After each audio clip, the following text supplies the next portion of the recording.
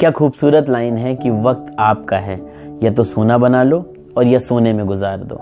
दोस्तों, दिल की धड़कनें और सुई घड़ी की कभी रुकती नहीं है, तो हम लोग को कोशिश करनी चाहिए कि हम लोगों को अपनी ज़िंदगी में हर एक पल का इस्तेमाल करना चाहिए। तो इसी के साथ मैं आपका होस्ट और दोस्त अंकुर एक बार फिर से सुबह सवेरे में आप सभी लोगों का बहुत बहुत स्वागत करता हूँ। आज की कहानी एक राजा की है।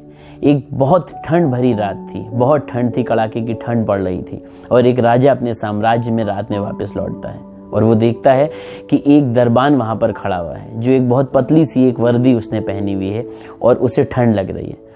तो अपने राजा साहब जब निकल रहे थे तो राजा साहब अपनी सवारी रोकते हैं और सवारी रोक करके उस दरबान से पूछते हैं कि क्या तुमको ठंड नहीं लग रही है। तो दरबान कहता है कि हुजूर, ठंड तो लग रही है, लेकिन मेरे पास यही एक वर्दी है और इसी में मैं अपनी चौकीदारी करता हूँ।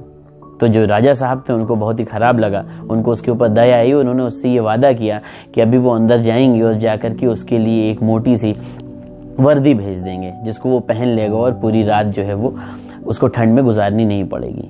राजा उससे ये वादा करते हैं और वादा करके अंदर चले जाते हैं। अब चूंकि इतने बड़े साम्राज्य के राजा थे, कई सारे लोग उनके पास आ जाते हैं और वो अपने काम में बिजी हो जाते हैं। थोड़ी देर में वो भूल जाते हैं कि उन्होंने उस दरबान से एक वादा भी किया था।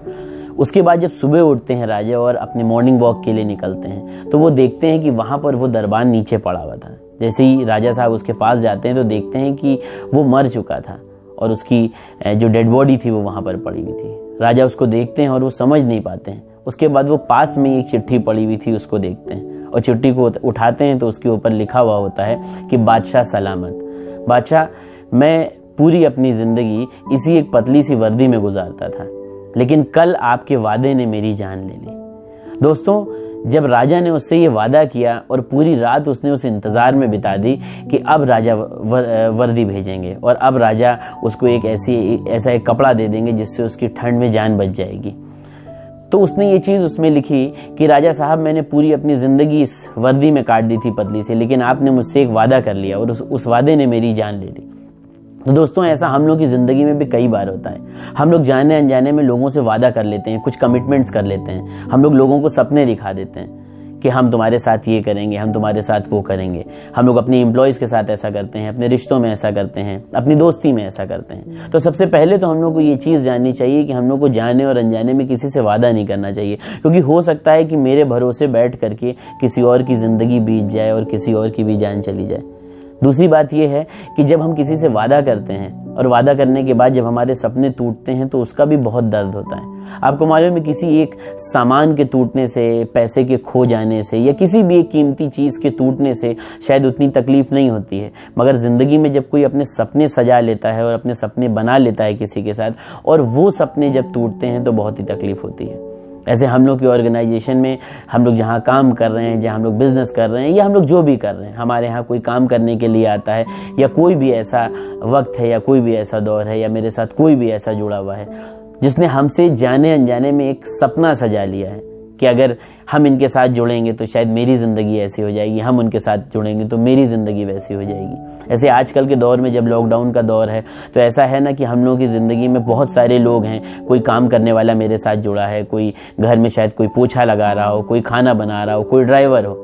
और लॉकडाउन में ऐसी लगातार न्यूज़ देखने के लिए मिल रही है कि लोग अपने जो भी उनके सर्वेंट हैं या जो उनके यहाँ लोग काम कर रहे हैं उन लोगों को लोग बाहर निकाल दे रहे हैं और उनकी नौकरी से उनको कह दे रहे हैं कि आप जाओ, अभी मेरे पास काम नहीं है। तो आप सोचिए कि हो सकता है कि आपके काम पे ना आने से या आपके घर वो काम पे नहीं आएगा तो हो सकता है कि वो भूख से तो नहीं मरेगा, लेकिन आपने कभी सोचा है कि जो उसने सपने आपके साथ सजाए थे वो सपने भी उसके टूट गए होंगे।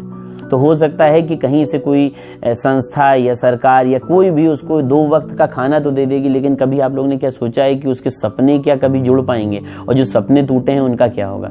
उसी तरह हम लोगों के रिश्तों में भी ऐसा ही होता है। कई बार हम लोगों के रिश्तों में लोग हम लोगों से आशा लगा लेते हैं, हम लोग हमारे साथ सपने जोड़ लेते हैं। 4-4, 5-5 साल लोग एक दूसरे के साथ रहते हैं और फिर उन सपनों को और वादों को तोड़ देते हैं। तो मेरी सिर्फ आप लोगों से इतनी दरख्वास्त है कि आप लोग कुछ भी करिए लेकिन कभी किसी के सपने नहीं टूटने पाए, पहली चीज़। और दूसरी चीज़ ये कि कभी भी किसी को सपने नहीं दिखाइए, उसको इतना मजबूत बनाइए और खुद भी इतने मजबूत बनिए और सपने ना देखिए किसी के साथ।